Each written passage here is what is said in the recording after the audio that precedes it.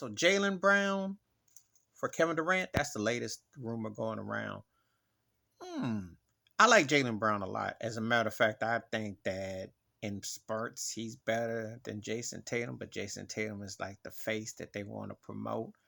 Tatum has a lot of upside, but I don't know. Jaylen Brown moves me a little bit more.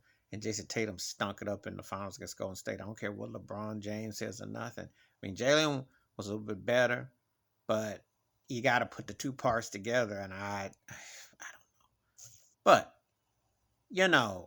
Marcus Smart's offered. Yeah, I mean, you know, Durant can't beat him. Join him. And this would make for great theater, especially if Boston Golden State could come back to the finals again. What would have happened? Um, it's a mess. I think Durant should honor his contract in Brooklyn personally. Cat, look, you got 3, 4 years. You signed that deal. Cat's always crying and moaning about, oh, this ain't right. We'll get out. Well, don't sign no deal. Do 1 year deals. Do like LeBron used to do. Sign a short term deal unless you know you're gonna be there for 2, 3 years. But stop with all this nonsense because things don't go your way.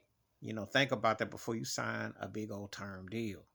It's embarrassing. It's gonna impact younger players. Bet your bottom dollar Adam Silver and them owners are gonna come up the next time and say, look, you sign a deal, your butt stays parked, or we're gonna cut something else out.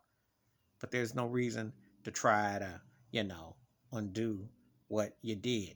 So you live with it. Because eventually that's what's going to have to happen to get some balance back. Or we just going to play for what we want. But in that case, then you just do away with salary caps and you do away with all of this. But then they'll come up with something that'll make it harder. So who would it benefit the most? Of course it benefits Boston. Are you crazy? If you put KD with Jason Tatum, he takes the pressure off. He stands, he can score. They'll be all right. Nets will be interesting, but I figure they would move somebody else out. They won't want to be stuck with Jaylen Brown. Even if they get Marcus Smart up, they'll make another move. I see moves coming, but for Boston, it's a win-win. Hey, anybody that does it sanely, that can get Kevin Durant, that's a win. Most teams, I would say. I don't think Golden State needs him per se, ironically. I don't think they do. But I can sure tell you about 25 other teams, or 26, that could use him. And I wouldn't rule Miami out either with Pat Riley. I'm hoping, I'm sure he'll think of something. But the Jaylen Brown move, if you're Boston, yes, yes, yes, yes. That's not even for discussion. But we'll see how it turns out.